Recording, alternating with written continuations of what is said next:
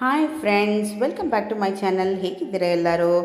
ನಾನಿವತ್ತು ನಿಮಗೆ ಒಂದೊಳ್ಳೆ ಚಾಟ್ ಹೇಗೆ ಮಾಡೋದು ಅಂತ ತೋರಿಸ್ತೀನಿ. ಸಮ್ಮರ್ ಅಲ್ವಾ, ಮನೇಲಿ ಮಕ್ಕಳಿರ್ತಾರೆ, ಏನಾದರೂ ಮಾಡಿ ಮಾಡಿ ಅಂತಾರೆ. ಸೊ ಹಾಗಾಗಿ ನಾನಿವತ್ತು ಪೈನಾಪಲಿಂದ ಒಂದು ಚಾಟ್ ಮಾಡೋಣ ಹೇಗೆ ಅಂತ ತೋರಿಸೋಣ ಅಂತ ಬಂದಿದ್ದೀನಿ. ಪೈನಾಪಲ್ ಸುಮಾರು ಜನಕ್ಕೆ ಇಷ್ಟ ಇರುತ್ತೆ, ಸುಮಾರು ಜನಕ್ಕೆ ಇಷ್ಟ ಇರೋಲ್ಲ. ಇಷ್ಟಪಡ್ದಿರೋರು ಇಷ್ಟಪಡ್ತಾರೆ. ನೋಡಿ, ಇದನ್ನು ಮಾಡಿ ನೋಡಿ. ನಾನಿಲ್ಲಿ ಒಂದು ಪೈನಾಪಲ್ನ, ಮೀಡಿಯಮ್ ಸೈಜ್ ಪೈನಾಪಲ್ನ ಚಿಕ್ಕ ಚಿಕ್ಕದಾಗಿ ನೋಡಿ ಈ ಥರ ಕಟ್ ಮಾಡಿ ಇಟ್ಕೊಂಡಿದ್ದೀನಿ. ನಂತರ ಇಲ್ಲಿ ಒಂದು ದೊಡ್ಡ ಗಾತ್ರದ ಕ್ಯಾರೆಟ್ನ ಈ ಥರ ದೊಡ್ಡ ದೊಡ್ಡದಾಗಿ ತುರಿದಿಟ್ಕೊಂಡಿದ್ದೀನಿ. 3 ಈರುಳ್ಳಿನ ಈ ಥರ ಚಿಕ್ಕ ಚಿಕ್ಕದಾಗಿ ಕಟ್ ಮಾಡಿ ಇಟ್ಕೊಂಡಿದ್ದೀನಿ. ಒಂದು ತೋತಾಪುರಿ ಮಾವಿನಕಾಯಿ ಇದೆಯಲ್ಲ, ಅದನ್ನು ಆ ಕಡೆ ಈ ಕಡೆ ತೆಗೆದ್ಬಿಟ್ಟು ಸಣ್ಣದಾಗಿ ಕಟ್ ಮಾಡಿ ಇಟ್ಕೊಂಡಿದ್ದೀನಿ. ಸ್ವಲ್ಪ ಕಡಲೆ ಬೀಜನ ಹುರಿದಿಟ್ಕೊಂಡಿದ್ದೀನಿ. ರುಚಿಗೆ ತಕ್ಕಷ್ಟು ಉಪ್ಪು, ನಂತರ ಸ್ವಲ್ಪ ಅಚ್ಚಕಾರದ ಪುಡಿ, ಸ್ವಲ್ಪ ಚಾಟ್ ಮಸಾಲ, ನಂತರ ಕಟ್ಟಾ ಮೀಠಾ ಚಟ್ನಿ ಅಂದರೆ ಸ್ವೀಟ್ ಚಟ್ನಿ ಅದನ್ನು ಇಟ್ಕೊಂಡಿದ್ದೀನಿ, ಒಂದು ಚಿಕ್ಕ ಬಟ್ಲಷ್ಟು. ನಂತರ ನೈಲಾನ್ ಸೇವು ಆ ಥರ ಅಲ್ಲಾಂದರೆ ಈ ಥರ ಮಿಕ್ಸ್ಚರ್ ಇಟ್ಕೊಳ್ಳಿ. ಮತ್ತು ಕೊತ್ತಂಬರಿ ಸೊಪ್ಪು. ಇಷ್ಟೇ ಇಂಗ್ರೀಡಿಯೆಂಟ್ಸ್ ಬೇಕಾಗೋದು. ತುಂಬ ಸುಲಭ ಮಾಡೋದು, ಟೇಸ್ಟ್ ಮಾತ್ರ ಸಖತ್ತಾಗಿರುತ್ತೆ. ಎಲ್ಲರೂ ಇಷ್ಟಪಡ್ತಾರೆ. ಮಾಡೋದು ಹೇಗೆ ಅಂತ ನೋಡೋಣ. ತುಂಬ ಸುಲಭ. ಒಂದು ಪಾತ್ರೆ ತೊಗೊಳ್ಳಿ, ಅದಕ್ಕೆ ಒಂದು ಅರ್ಧದಷ್ಟು ಪೈನಾಪಲ್ ಹಾಕ್ಕೊಳ್ಳಿ. ಪಾತ್ರೆ ಸೈಜ್ ನೋಡ್ಕೊಂಡು ನೀವು ಎಷ್ಟು ಹಾಕಬೇಕು ಅಂತ ನೋಡ್ಕೊಳ್ಳಿ. ಯಾಕೆಂದರೆ ಇದು ಪಾತ್ರೆ ಸ್ವಲ್ಪ ಮೀಡಿಯಮ್ ಆಗಿದೆ, ಅದಕ್ಕೋಸ್ಕರ ಅರ್ಧ ಹಾಕ್ಕೊಳ್ತಾ ಇದ್ದೀನಿ. ನಾನು ಮಿಕ್ಸ್ ಮಾಡೋಕ್ಕೆ ಸುಲಭ ಆಗಲಿ ಅಂತ. ನಂತರ ಇದಕ್ಕೆ ಅರ್ಧದಷ್ಟು ಕ್ಯಾರೆಟ್ ಹಾಕ್ಕೊಳ್ತಾ ಇದ್ದೀನಿ.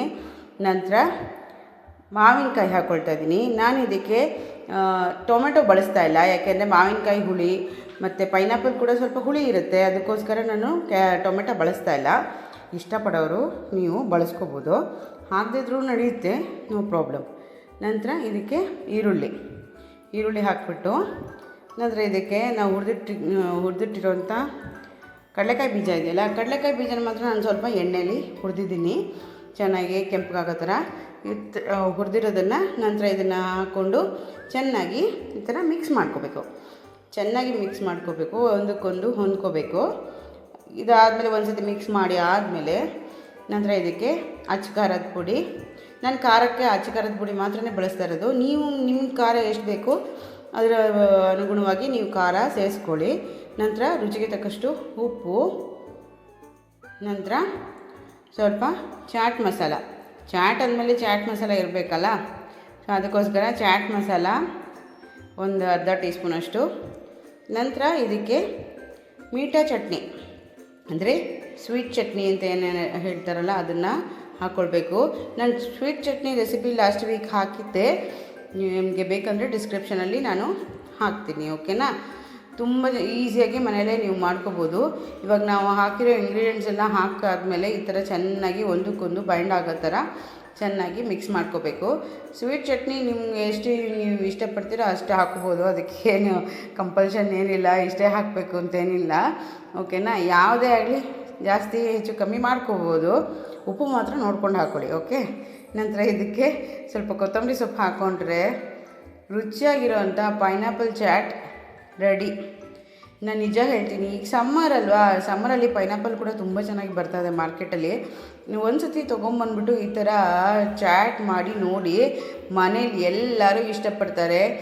ಈಗ ಸಮ್ಮರಲ್ಲಿ ಮಕ್ಕಳು ಅದು ಕೊಡಿ ಇದು ಕೊಡಿ ಜಂಕು ಎಲ್ಲರೂ ಕೇಳ್ತಾ ಇರ್ತಾರಲ್ಲ, ಅಂಥದ್ರಕ್ಕಿಂತ ಈ ಥರ ಹೆಲ್ದಿಯಾಗಿ ನೀವು ಮಾಡಿಕೊಟ್ರೆ ಅವರು ಖುಷಿನೂ ಆಗುತ್ತೆ.